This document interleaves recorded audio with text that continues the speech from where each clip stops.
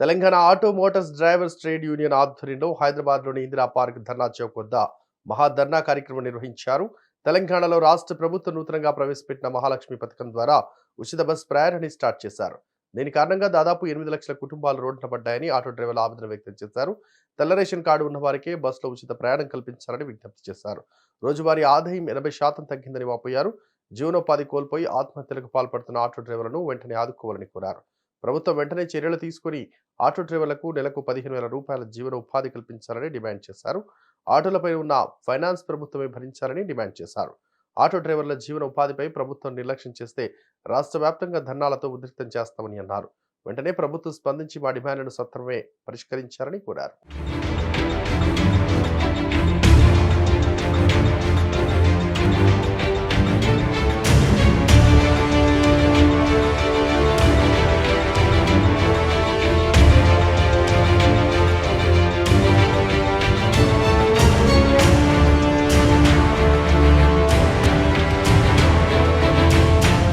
నేను auto union Khammam జిల్లా అధ్యక్షుడిని. గత ప్రభుత్వాలు ఎప్పుడు కూడా ఒకళ్ళ పొట్టగొట్టే సంక్షేమ పథకాలు అమలు పరచలే. కానీ రీసెంట్గా ఈరోజు తెలంగాణలో కాంగ్రెస్ ప్రభుత్వం దాదాపు 8 నుంచి 9 లక్షల మంది ఆటో కార్మికుల కుటుంబాలు రోడ్డు మీద పాలు చేసే పరిస్థితి ఏర్పాటు చేసింది. మేము ఒకటే అడుగుతున్నాం ఆటో కార్మికులుగా, అయ్యా రేవంత్ రెడ్డి గారు, మా కుటుంబాలు ఏం అన్యాయం చేసినాం మీకు? మా కుటుంబాలు మీకు ఓట్లు వేయలేదా? ఓట్లు వేయించుకొని మా పొట్టలు కొట్టే పరిస్థితి ఏంటి? ఇప్పుడు ఇందాక మా నాయకులు చెప్పినట్టుగా మేము ఏదైతే ఉచిత బస్సు సర్వీస్ పెట్టారో మేము దానికి వ్యతిరేకం కాదు. కేవలం ఇవాళ రాజకీయాల కోసం మేము ఇక్కడ ధర్నాలు చేయట్లేదు. మా పొట్టలు కొట్టి ఇవాళ మా ఆకలి చావులు ఆల్రెడీ మా మిత్రుడు సతీష్ గౌడ్ ఆల్రెడీ ఆత్మహత్య చేసుకున్నాడు.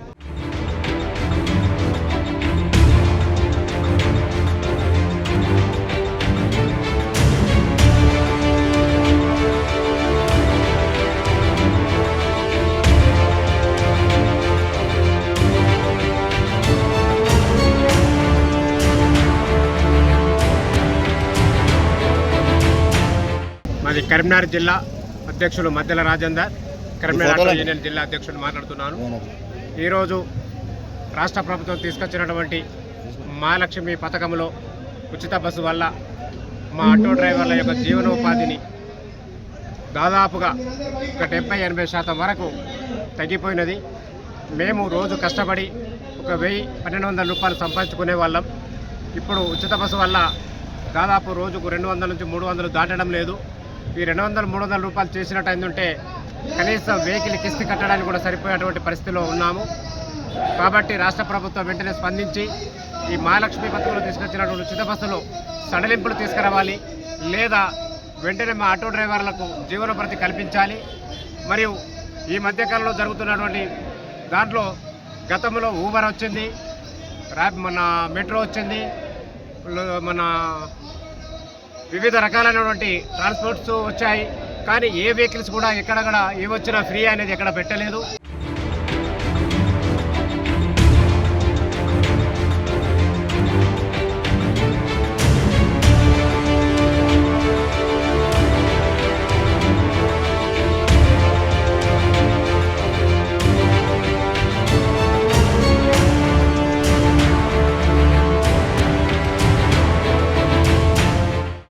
తప్పుగా భావించకండి. నా పేరు వేముల మారయ్య, ఈ ఆటో యూనియన్కు రాష్ట్ర అధ్యక్షుడిని. గత నెల రోజులుగా అనేకమైన నిరసన కార్యక్రమాలు రాష్ట్ర వ్యాప్తంగా నిర్వహిస్తున్నాం.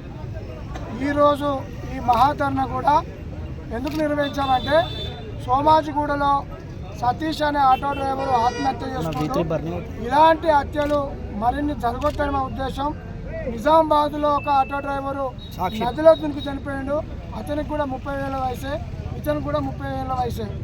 ఇలాంటి జరగొద్దంటే మీడియా మిత్రులకు, మీడియా సోదరులకు, మీడియా యాజమాన్యానికి మీ అందరికీ మా విజ్ఞప్తి ఏంటంటే, నిజమైన పేదవాళ్ళు ఒక మనిషి కడుపు కాలిపోయి చనిపోయిందంటే ఈ ప్రపంచంలో మానవునికి ప్రాణం కంటే మించింది ఇంకేది ఉండదు. ఒక మనిషి ప్రాణం పోతే కూడా దాన్ని రాజకీయంగా చూసి తక్కువ చూపించారని ఆవేదన, దాని మించి వేరే లేదు.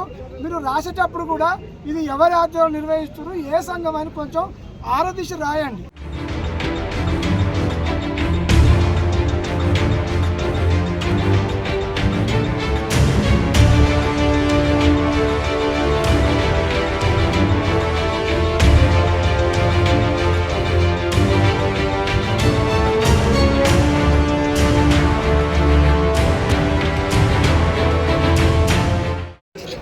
కాంగ్రెస్ ప్రభుత్వం ఏర్పడ్డ తర్వాత ఆటో డ్రైవర్ల బ్రతుకులు బజార్న పడ్డాయి. ఆటో డ్రైవర్లు ఉపాధి కోల్పోయారు. కాంగ్రెస్ ప్రభుత్వం అధికారంలో రావడానికి అనేక వాగ్దానాలు చేసింది. అందులో ఉచిత బస్సు సౌకర్యాన్ని కూడా వాగ్దానం చేసింది.